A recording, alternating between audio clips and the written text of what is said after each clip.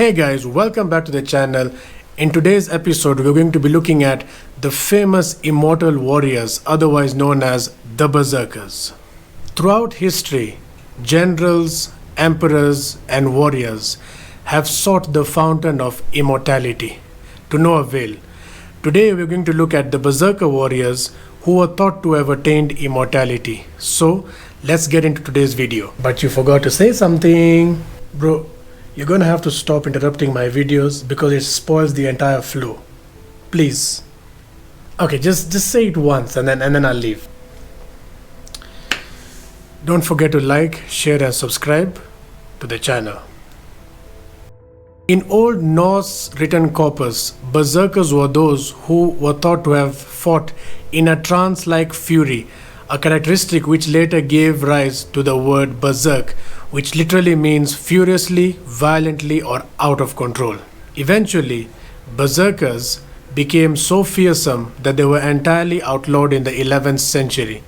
The reason for this was their state of mind. In their trance, they were unable to control their rage and would not be able to distinguish between friend or foe. Exactly who the berserkers were is a matter of controversy in itself.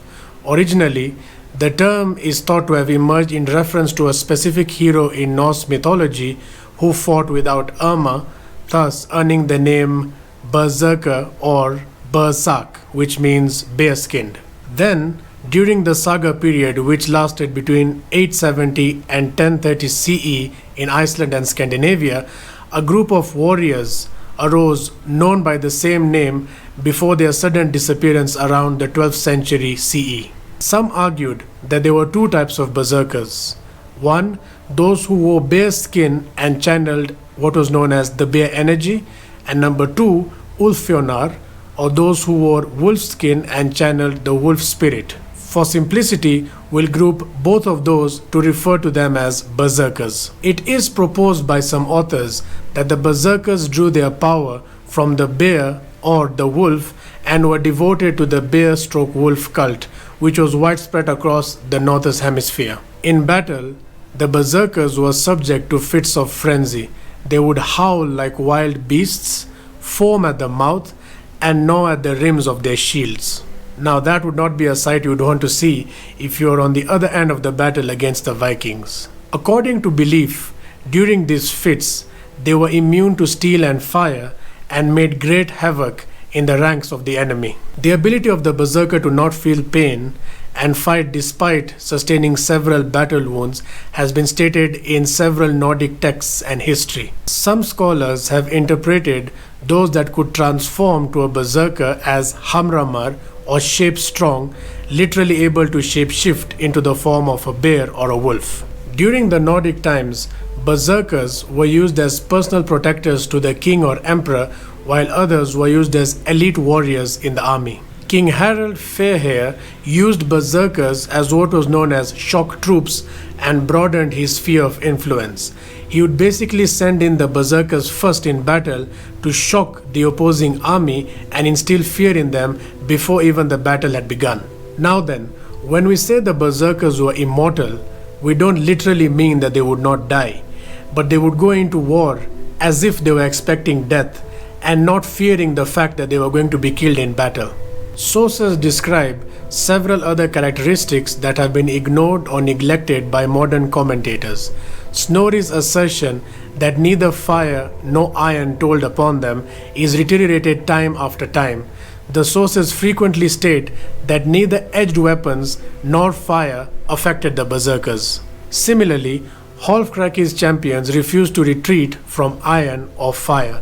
Another motive refers to berserkers blunting their enemies' blades with spells or glance from their evil eyes. This appears as early as Beowulf, where it is a characteristic attributed to Grendel. Both the fire-eating and immunity to edged weapons are reminiscent of tricks that were performed by what were known as fakirs. This fury, also called berserker gang, was not only used in the heat of battle, but also used during laborious work.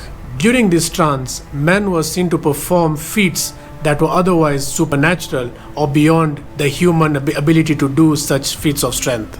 This condition is said to have begun with shivering, chattering of the teeth, and chills in the body, which followed with the face swelling and changing color. With this was connected a great sense of hot-headedness, which would last days. Under this rage, they howled as wild animals, bit the edge of their shields, and cut everything down they met without discriminating between friend or foe. When the condition ceased, a great dulling of the mind and feebleness followed, which could also last for one day or several days. The title of Berserker is sometimes thought to have been inherited or passed down from father to son. One such family that is famous for this is that of Egil Skallagrimsson. Egil's father, Skallagrim, was a berserker, and his grandfather, Kveldulf, was also a berserker.